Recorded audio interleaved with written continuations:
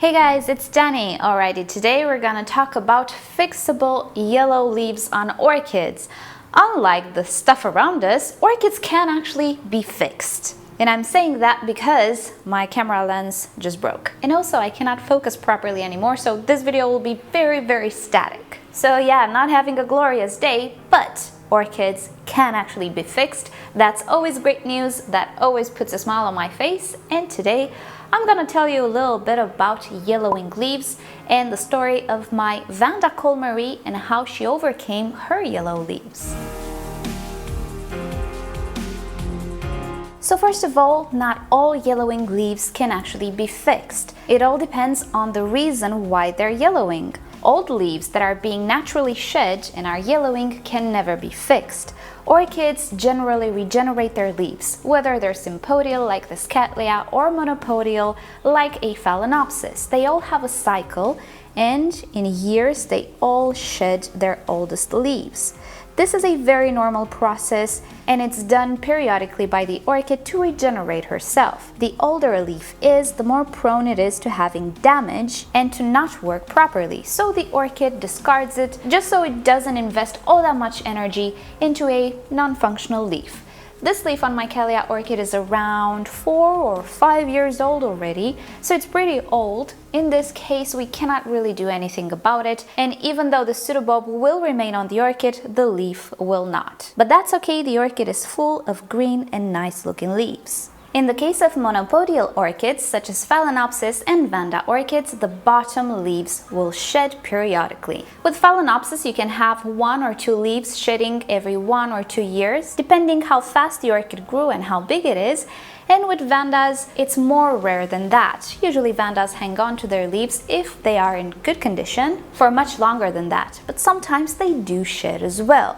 In my experience, Vandas tend to shed the bottom leaves if they are not functioning properly, if they're damaged. And this is an example. This is the Bangkok sunset. If you remember 2 years ago, I managed to burn the leaves of this orchid. Ever since then, the orchid grew quite a lot of leaves, and the older leaves you see on the orchid are the ones who got burned. And as you can see, one is shedding at the moment. It is a form of regeneration, but it's not periodical. It's simply due to the extensive damage the leaf sustained about 2 years ago. So you can see it was still kept on the orchid, but when the orchid felt that it had enough good and functioning leaves, it's just discarding the old and damaged ones. It's perfectly normal. As long as there is context for something like this to happen, you don't need to worry about other infections such as stem rot or anything of the sorts.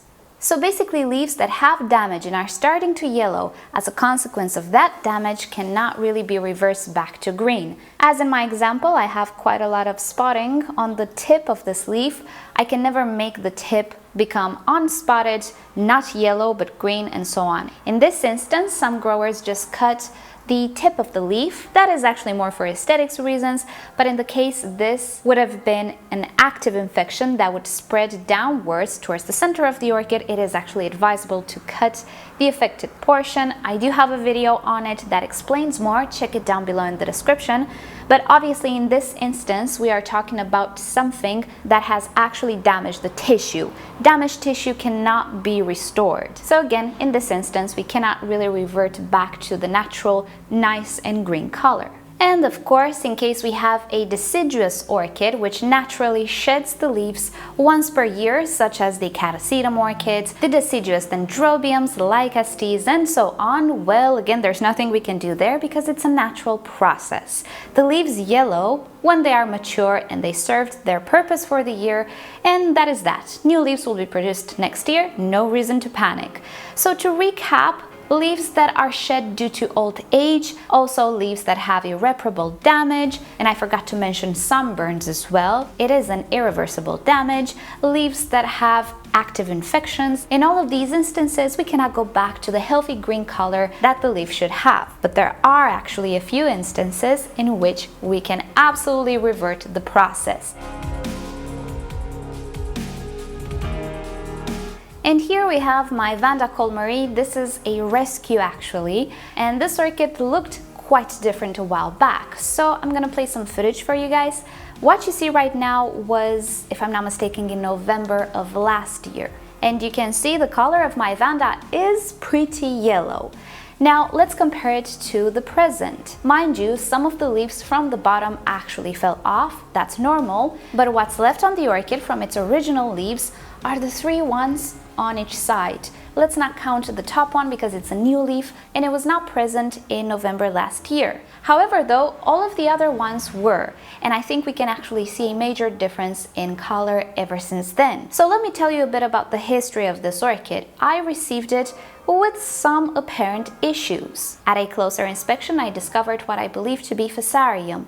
Therefore, I started to cut the affected portion of the stem until I reached clean tissue. In the process, I actually had to cut away a lot of the existing roots, but that's okay because in the case of Fusarium, even if the orchid has roots, it simply cannot pick up the proper nutrients. What followed next was the recuperating process, in which the orchid started to produce a new root system. But for the size of the orchid, the one remaining root really couldn't handle the hydration and the nutrition this orchid needed. So what happened was the orchid went into defense mode. When this happens, the bottom leaves, the oldest leaves actually on any orchid, will start to be naturally shed. Why? To conserve energy towards the growing sections of the orchid. In our case, being that the Vanda is a monopodial, towards the crown. If it were a sympodial, we would have more green leaves towards the direction of growth, towards the latest pseudobulb. And so the bottom leaves went into the natural process of being shed. But as I was saying, this is irreversible. And it actually was. The bottom leaves were shed. However, though, the highest leaves were not scheduled to be shed. Their color reflected something else. They were actually reflecting a severe nutrient deficiency. Nutrient deficiencies obviously can happen if you don't fertilize, but they can also happen if the orchid doesn't have hydration, doesn't have water.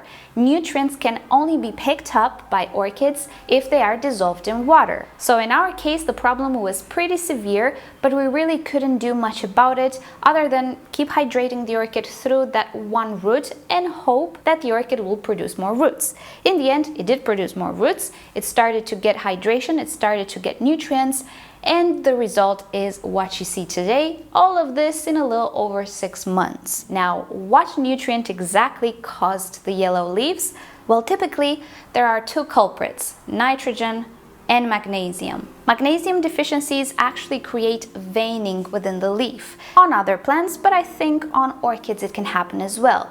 Also, I do tend to believe that a magnesium deficiency appears in patches on the leaf. A nitrogen deficiency, in my opinion, appears very uniform. So I do believe that my orchid was suffering from a nitrogen deficiency. Nitrogen is one of the major elements or macro elements, the ones that orchids and other plants use massively in comparison to other nutrients. Magnesium is also used in a bigger quantity compared to the others, but not as big as nitrogen. Why do nitrogen and magnesium create yellow leaves if they're deficient? Because they are present in the formulation of chlorophyll, and chlorophyll is a green pigment. If chlorophyll is lacking, the leaf will get yellow.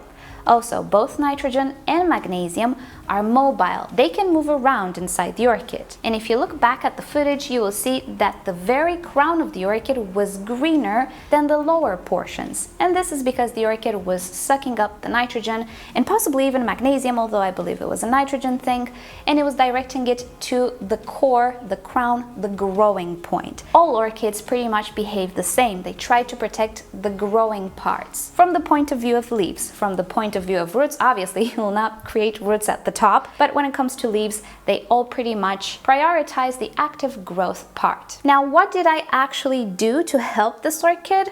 Well, if you know me, you know that I am not a believer in miracles when it comes to these things. I believe stuff happen logically and they take time. So no, I did not spray or foliar feed my orchid. I also did not use boosters or additives or hormones or anything of the sorts. I had one root to work with. I made sure that the root stays more hydrated than any other of my Vandas. She received water pretty much on a daily basis. I have another root in the back now, so the orchid is getting even more hydrated. And you can see there are no more dehydration signs on my orchid and no more yellowing signs. The leaves have started to return back to their color, and this is because there was never any damage, any real damage of the tissue to begin with. It was just a lack of nutrients. With every watering, I did fertilize my orchid. I did offer a milder solution than my other Vandas, being that she was delicate, but every time I watered the orchid, I offered fertilizer. So that is the case of my Vanda Colmarie and how she regained her color. And looking back, it's obvious now that it wasn't damaged. The leaves were not shedding naturally, so I could actually reverse the coloration simply by offering nutrients and hydration. There is one more case in which orchids can get yellower than they should be, and this is intense light. It's not the case of the Vanda because she is actually sitting in direct sunshine at the moment, filtered by the sheer curtain, and not all Vandas react with yellowing to intense light. Some of them get a red pigment, some of them get yellow. But in this case, context matters. If you don't know anything about the orchid, try to place her in adequate light and see if that reverses the problem. And if it doesn't, it's obviously something else. But just know that some orchids do react like that in intense light, a little bit too much light for their liking actually. Alrighty guys, this has been the video for today. Thank you so much for watching. I need to hold the lens right now. So let's end it here. If you've enjoyed this video, you know what to do. Give it a thumbs up. If you hated it, give it a thumbs down. Subscribe to my channel for regular orchid videos. And don't forget to turn on notifications so you never miss a video. And well, that's it. I'll see you all next time. Bye. And now I'm gonna let go of the lens. See? Defocused. This is just not working. Oh boy. And if I do this, oh, see, it fell. You know what's funny? When something breaks, I don't know if you guys experience this, but when something breaks, everything breaks. My iron broke, my washing machine situation, which is not a washing machine, it's a plumbing situation, so something broke there. The camera lens broke. Oh, my car has an issue as well. I need to buy a new radiator, which, you know, it's not a huge deal. It's not all that expensive on my car, but still, what else can break? Maybe I shouldn't ask that.